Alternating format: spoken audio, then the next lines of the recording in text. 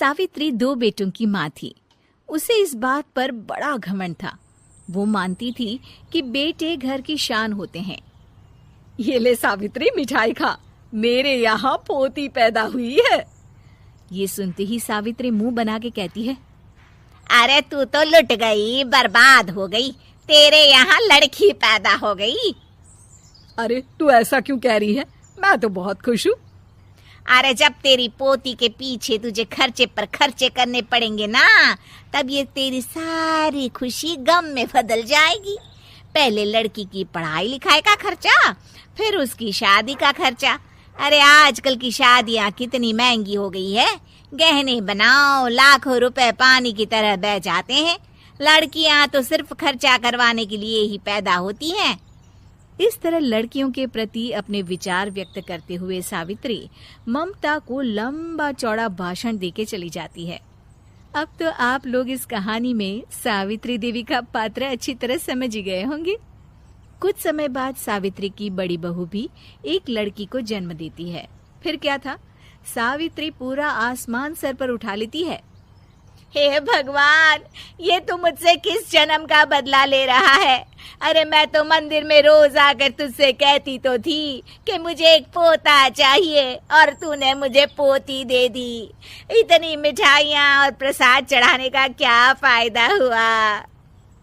तभी सावित्री की बहू निशा कहती है, क्या माँ जी, आप भी इतनी सी बात पर नाराज हो गई हैं? देखिए तो आपकी पोती कितनी सुंदर है, बिल्कुल आप पर गई है। अरे चुप कर, तुझे 9 महीने इतने महंगे महंगे काजू बादाम फल फ्रूट खिलाने का फायदा क्या हुआ? मेरे तो सारे पैसे बर्बाद हो गए। ये सुन सावित्री का बड़ा बेटा अजय कहता है, माँ, तुम सिर्फ नाम के लिए 2020 में रहती हो। असल में तुम्हारा दिमाग सैकड़ों साल पुरानी सोच रखता है। आज के जमाने में लड़का और लड़की में कौन फर्क करता है? मैं तो बहुत खुश हूँ कि भगवान ने मुझे लक्ष्मी के रूप में बेटी दी है। लेकिन सावित्री पर अजय की बातों का कोई असर नहीं होता। नालायक, अपनी पत्नी की जबान बोल रहा है। मेरा बड़ा बेटा तो हाथ से गया। लेकिन सावित्री देवी हार मानने वाली नहीं थी। वो पोते की चाह में अपने छोटे बेटे विजय की शादी करवा देती है। कुछ समय बाद आखिरकार वो दिन आ ही जाता है जब सावित्री की छोटी बहू गर्भवती हो जाती है। सावित्री इतनी खुश हो जाती है कि वो बच्चे के जन्म से पहले ही सारे मोहल्ले में ढिंढोरा पीटने लगती है। ये क्या सावित्री, तू तो पोते के जन्म से पहले ही मिठाई बांट रही है। पहले पोता पैदा तो होने दे, और फिर क्या पता अगर पोते की जगह पोती पैदा हो गई तो। ये सुन सावित्री चिढ़ जाती है। अरे अपनी काली जबान मत चला। मेरी मिठाई खा के मेरा ही बुरा सोच रही है। बड़ी आई, ला मेरी मिठाई वापस कर। देख लेना, इस बार मेरे यहाँ पोता पैदा होगा, पोता। लेकिन ठीक इसका उल्टा होता है।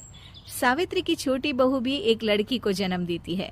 सावित्री फिर से रोना धोना शुरू कर देती है और अपनी छोटी बहू को कोसते हुए भला बुरा कहने लगती है। देखते ही देखते ये सावित्री की रोज की आदत हो जाती है। एक दिन उसकी इस आदत से परेशान होकर विजय अपने भाई अजय से कहता है, भैया, माँ खुद एक औरत होकर हमारी बेटियों को पसंद नहीं करती, उल्टा उन्हें रोज कोसती रहती है। मुझे माँ की यह आदत बिल्कुल पसंद नहीं आती। अरे तू ठीक कहता है, मैं भी अब माँ से तंग आ गया हूँ। अच्छा, तो अब तुम दोनों इस तरह पीठ पीछे मेरी बुराई भी करने लग गए हो? नहीं माँ, हम चाहते हैं कि घर में शांति बनी रहे। हमें हमारी बेटियाँ बहुत प्यारी है। मैं नहीं चाहता कि वह तुम्हारे ताने सुन सुन कर बड़ी हो, और इसीलिए हम दोनों ये घर छोड़कर चले जाएंगे। हाँ माँ, मैं भैया की बात से सहमत हूँ। जब तुम इस घर में अकेली रहोगी तब तुम्हें अपनों की कीमत का एहसास होगा।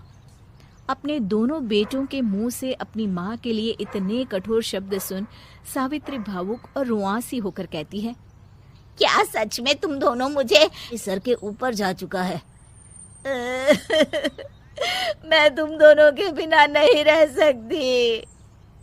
अपनी सास के आंसू देख अजय और विजय की पत्नी अपने पतियों से लड़ पड़ती है। अरे जिसे जाना है वो जाए, मैं माँ जी को छोड़कर कहीं नहीं जाने वाली। भाभी, आप ये क्या कह रही हैं? वही जो तुम सुन रहे हो। दीदी बिल्कुल सही कह रही है। हम बेटियों के संस्कार हमें सिखाते हैं कि सास माँ समान नहीं बल्कि माँ ही होती है और उस माँ की जिंदगी भर सेवा की जाती है।